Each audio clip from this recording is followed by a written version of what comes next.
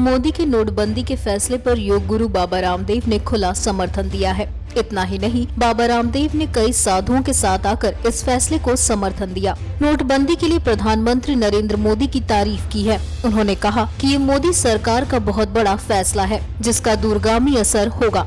साथ ही रामदेव ने नोटबंदी के विरोध को राष्ट्रद्रोह जैसा बताया है। मोदी जी ने जो 500 और 1000 रुपए के नोट वापस लेकर के नोटबंदी का जो कार्य राष्ट्र हित में किया, उसके लिए हमारे संत महापुरुष जो लोगों का काला मन ठीक करने का काम करते हैं, वो भी इस काले धन के काम में आदरणीय मोदी जी को हौसला देने के लिए और राष्ट्र मुहिम के हर कार्य को हिंदू धर्म आचार्य महासभा, सारे हमारे अखाड़े और देश का सारा संत समाज उसमें साथ में, क्योंकि साधु संत के लिए सन्यास धर्म से पहले भी राष्ट्र धर्म है। राष्ट्र बचेगा तो हमारा सन्यास धर्म बचेगा, हमारी संस्कृति बचेगी। और मनुस्मृति में तो कहा है, सर्वेषां हि शौचानाम अर्थ शौचम परम शुचि। सब प्रकार की शुचिताओं में आर्थिक शुचिता को हमारे धर्म में सर्वोपरि माना है। और इसलिए आदरणीय मोदी जी ने जो निर्णय लिया इस काले धन को वापस मुख्य धारा में लाने के लिए और आतंकवादियों नक्सलवादियों की फंडिंग बंद हो गई।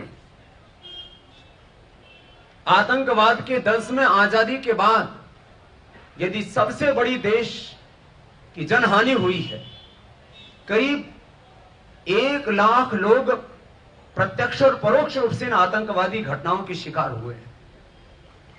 ये आतंकवाद और नक्सलवाद के ऊपर सबसे बड़ा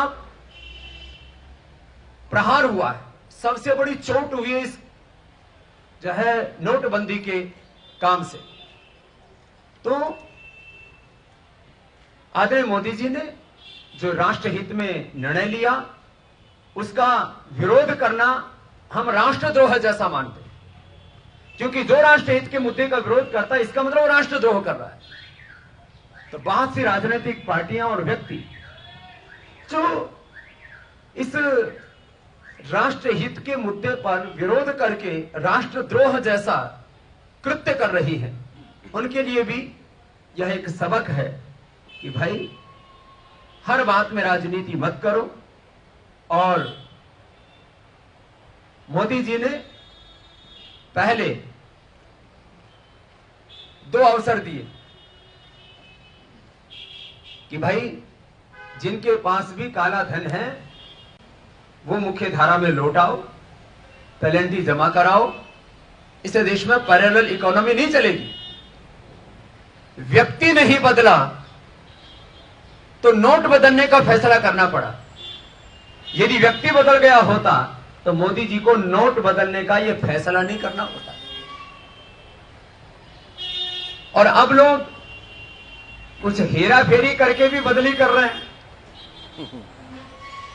तो मोदी जी ने उनके लिए भी कहा कि भाई उनको भी बख्शा नहीं जाएगा, क्योंकि हमको भी जब ये सूचना मिली तो सरकार को हमने भी इसके लिए चेताया कि भाई ये जो कुछ कॉर्पोरेटिव बैंक्स जो है वो एक दिन में 100 करोड़, हजार करोड़, जैसे ही ये नोटबंदी का ऐलान हुआ तो एक आदमी से जमा कराने लगे।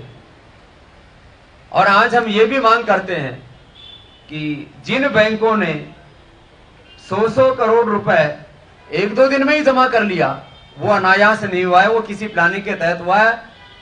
उनके ऊपर भी आगे सरकार कार्रवाई करे कि एक दिन में 100 करोड़, 500, 1000 करोड़ रुपए कैसे आ गए बैंक में। भाई लोगों ने अगले दिन में लाइन लगना थोड़ा शुरू किया था। और जो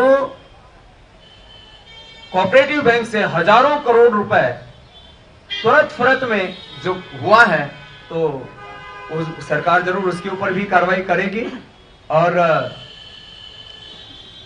काला धन के खिलाफ, आतंकवाद और नक्सलवाद को नेस्तनाबूद करने के लिए, क्योंकि नकली करेंसी उसका कोई दूसरा तरीका नहीं हो सकता डिमोनेटाइज के अलावा।